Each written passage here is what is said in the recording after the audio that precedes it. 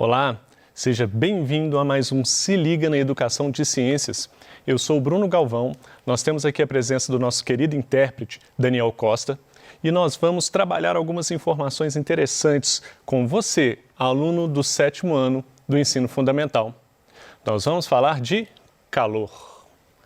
Bom, quais são os objetivos principais desta aula?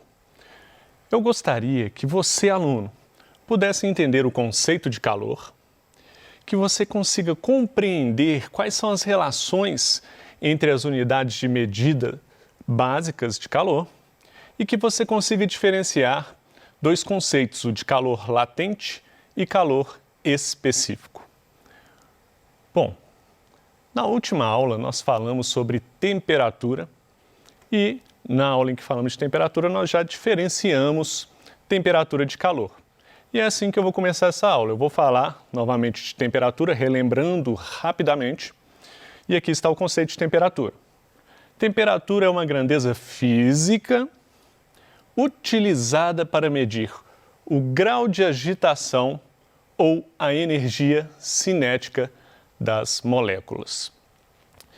Então, quando a gente pensa em temperatura, a gente está pensando em medida. A gente está pensando em usar grandezas de medida para verificar o grau de agitação de moléculas. Por quê?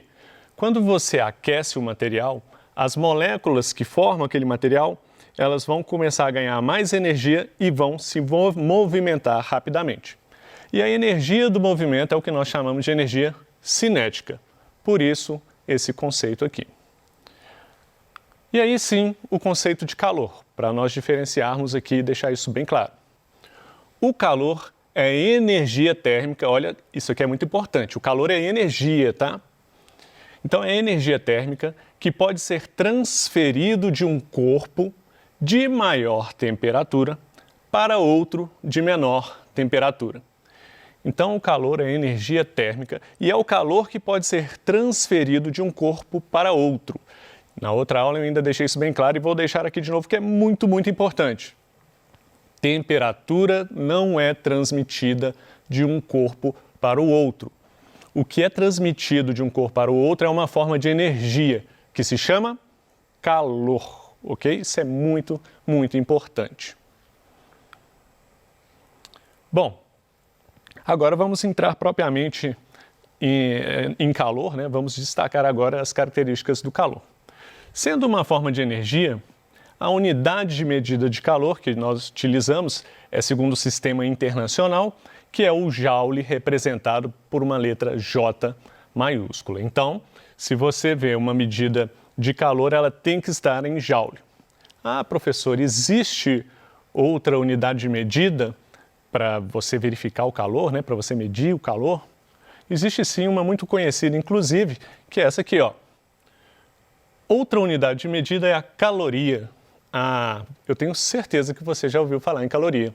As pessoas às vezes falam assim, olha, eu preciso de perder tantas calorias, ou esse alimento é muito calórico, né? Você compra lá um pacotinho de biscoito lá no supermercado, aí lá está escrito quantas quilocalorias que tem a cada 100 gramas de biscoito, ou a cada biscoito que tem ali naquele pacote. Então, caloria, nós estamos mais habituados com essa unidade de medida, mas ela não é a unidade de medida oficial do sistema internacional, tá?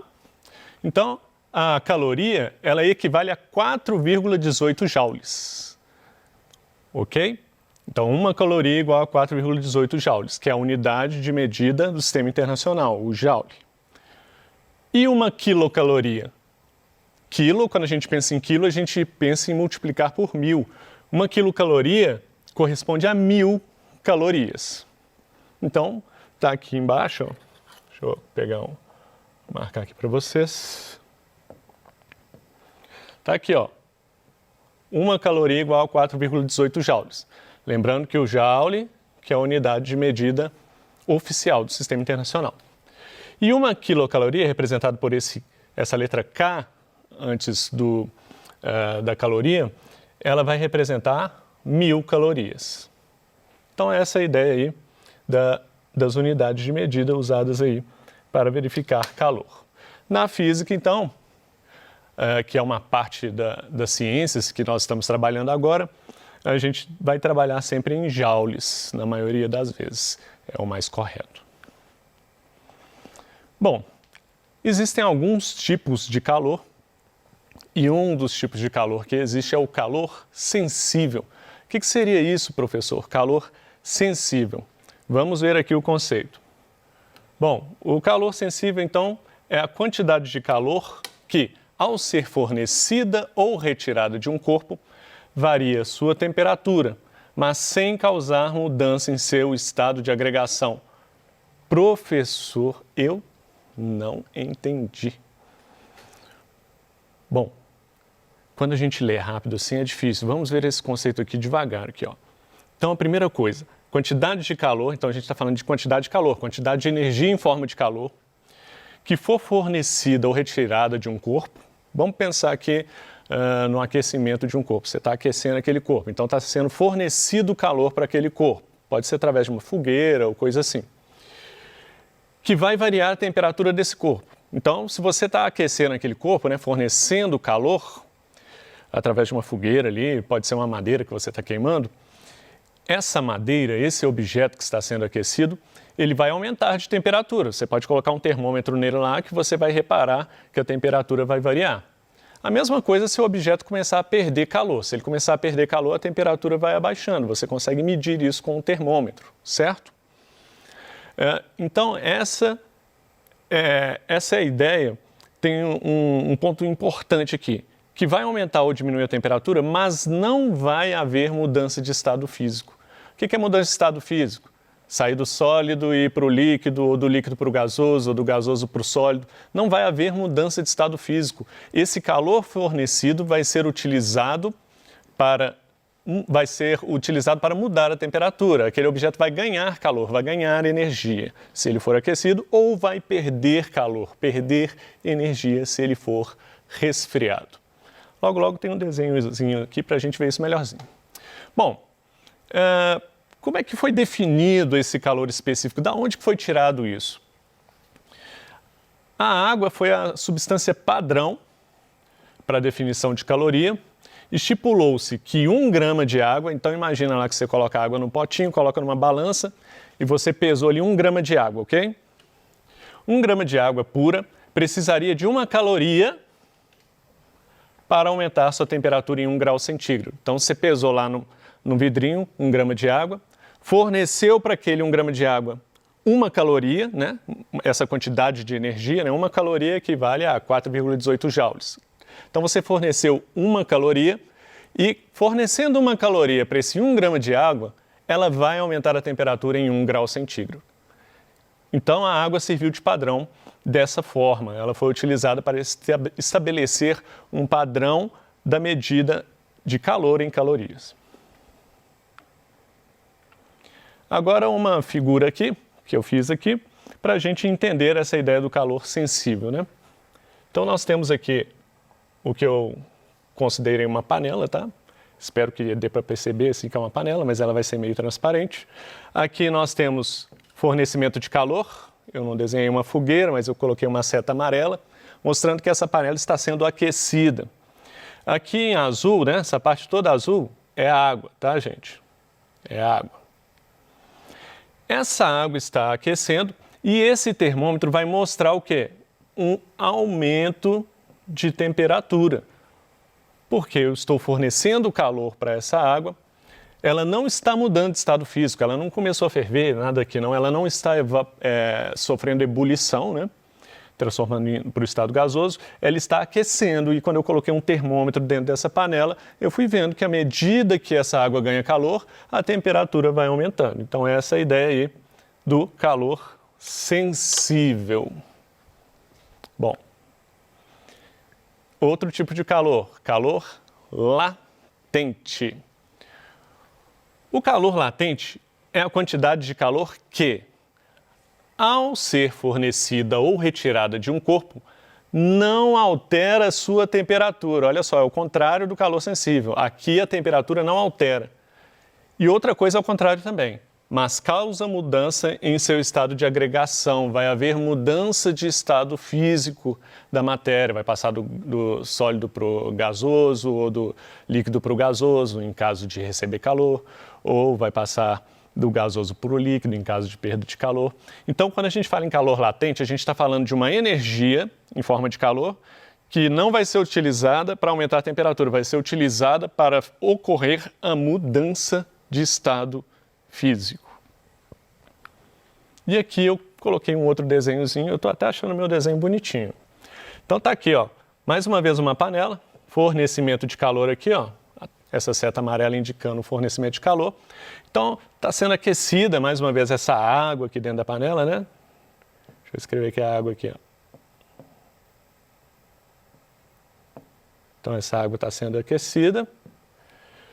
E aqui eu coloquei a água aqui, ó, esses pontinhos, esses tracinhos azuis, mostrando que a água está evaporando, mas na verdade aqui eu queria representar um processo de ebulição, né? Quando você coloca a água no fogo lá numa panela e ela começa a borbulhar, né? Você está aquecendo ela ali, você está fornecendo calor no seu fogão para aquela panela, ela começa a borbulhar, fazer aquelas bolhas.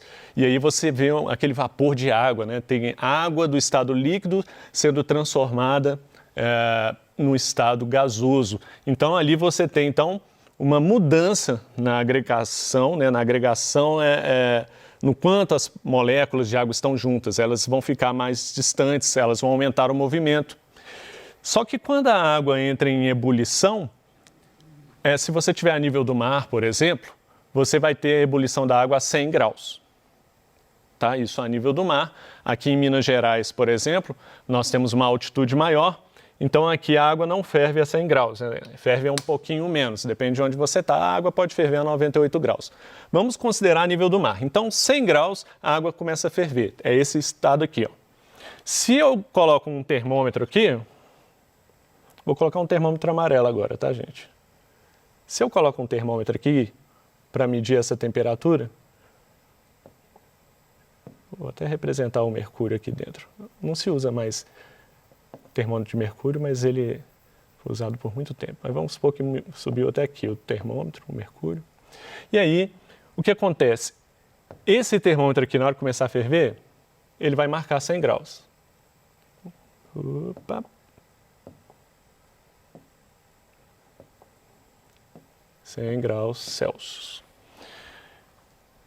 E não vai mudar a temperatura, não vai passar para 101, 102, você pode continuar aquecendo, você pode aumentar o fogo tanto que você quiser lá. Ah, vou ligar no máximo aqui o meu fogão aqui, vou girar esse negócio, vou deixar esse fogo poderoso. O que vai acontecer? Vai continuar a 100 graus, porque 100 graus a água não suporta, ela não vai continuar no estado líquido. Em 100 graus ela vai começar a passar para o estado gasoso. Então todo o calor que você estiver fornecendo lá no seu fogão vai estar sendo usado para essa transformação da água, para essa mudança de estado físico do estado líquido para o gasoso, num processo de ebulição.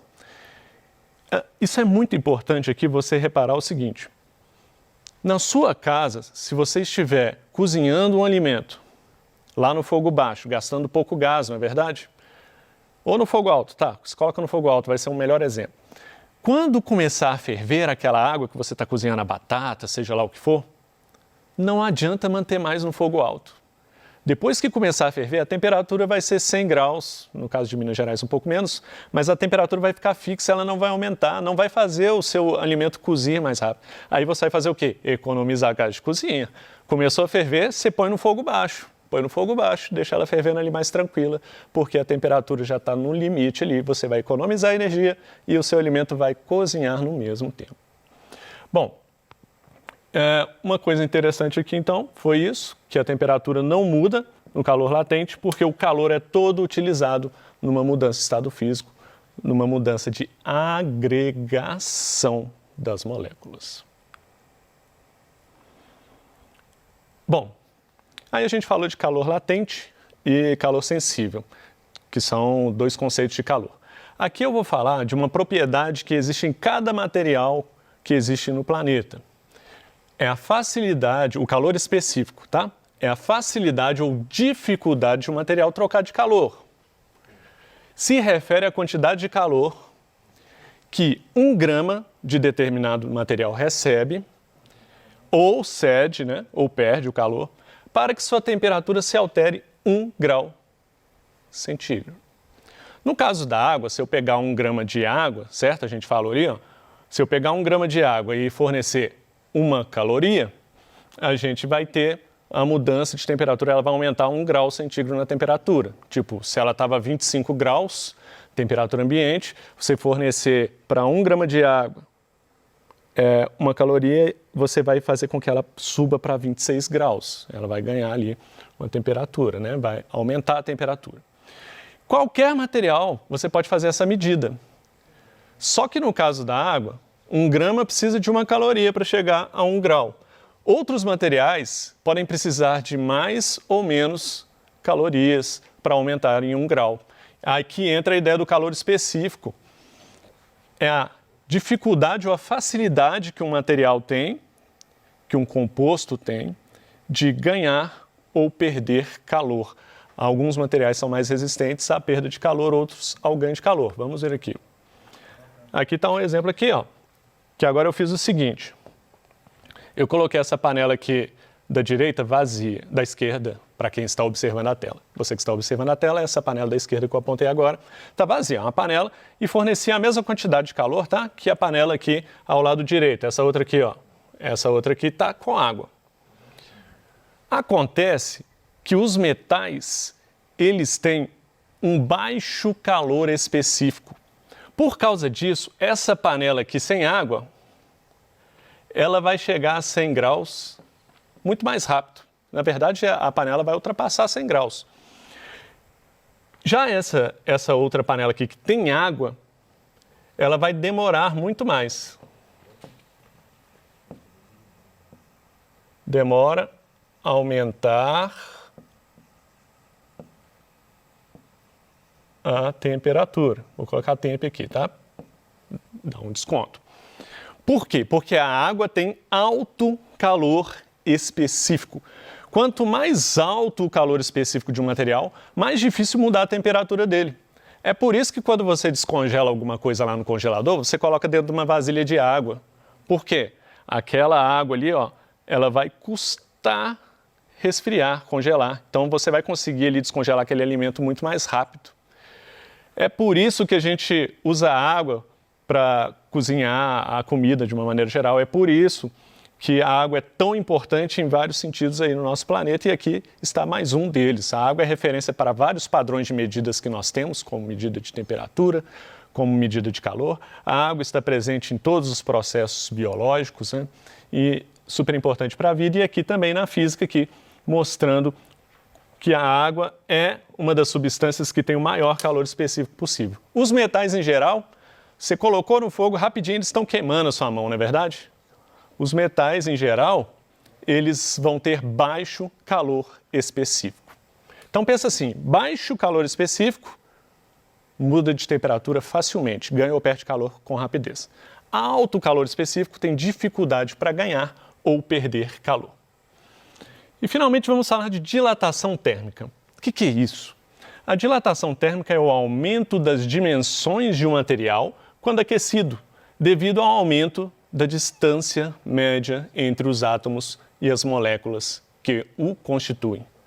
De novo, professor, você leu esse conceito, na hora que você lê o conceito, a coisa não entra assim na minha cabeça de uma vez. Eu entendo você e é por isso que eu vou explicar aqui, ó.